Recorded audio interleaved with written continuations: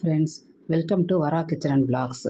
நம்ம மணி கொழுக்கட்டையிலேயே நம்ம கார கொழுக்கட்டை எப்படி செய்யலாம்னு பார்க்கலாம் வாங்க. மணி கொழுக்கட்டைனா ஒன்றும் இல்லைங்க, சின்னதாக மணி சைஸில் உருட்டி வேக வைக்கணும், அவ்வளோதான். அதுக்கு 2 கப்பு அரிசி மாவு, 2 கப்பு தண்ணி.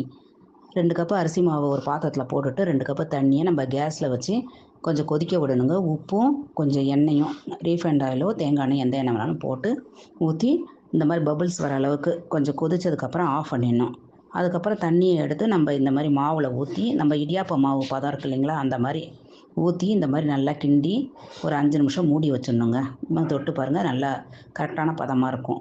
எடுத்து பிசைஞ்சு நம்ம ஒரு 5 நிமிஷம் நல்லா அப்படியே மூடி போட்டு வச்சிட்டிங்கன்னா நல்லா மாவு ஊறிக்கும். அதுக்கப்புறம் இந்த மாதிரி பொடியாக, இன்னும் கூட பொடியாக வேணாலும் பொடியாக உருட்டிக்கலாங்க. உருட்டிட்டு இட்லி பாத்திரத்தில் வச்சு நம்ம ஒரு 7 நிமிஷம் வேக வச்சிங்கன்னா அருமையாக வெந்துடும்.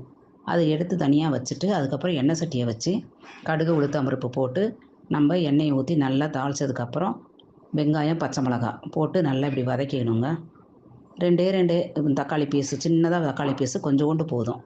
அதையும் போட்டு நல்லா வதக்கிட்டு கொஞ்சம் உப்பு போட்டு வதக்கிட்டு இந்த மசால் வதங்கிறதுக்கு லேசாக தண்ணி தெளித்து கொஞ்சம் வதக்கிக்கணும். அதை பாருங்கள், லேசாக தண்ணி தெளித்து அந்த மசால் வதங்குற அளவுக்கு, அந்த தக்காளி வெங்காயம் எல்லாம் வேகிற அளவுக்கு நல்லா வதக்கிட்டு இட்லி மிளகா பொடி, வீட்லேயே அரைச்ச இட்லி மிளகா பொடி அதை போட்டு இந்த எடுத்து வச்சுருக்க கொழுக்கட்டையும் போட்டு நல்லா இப்படி ஒரு பெரட்டிட்டு பாருங்கள், இந்த மாதிரி நல்லா ஒரு பெரட்டிட்டு கருவேப்பிலை கொத்தமல்லி போட்டு நல்லா கொஞ்சம் செவக்க பெரட்டிட்டு கருவேப்பிலை கொத்தமல்லி போட்டு இறக்குனீங்கன்னா அருமையான மணி கொழுக்கட்டை, கார கொழுக்கட்டை ரெடிங்க.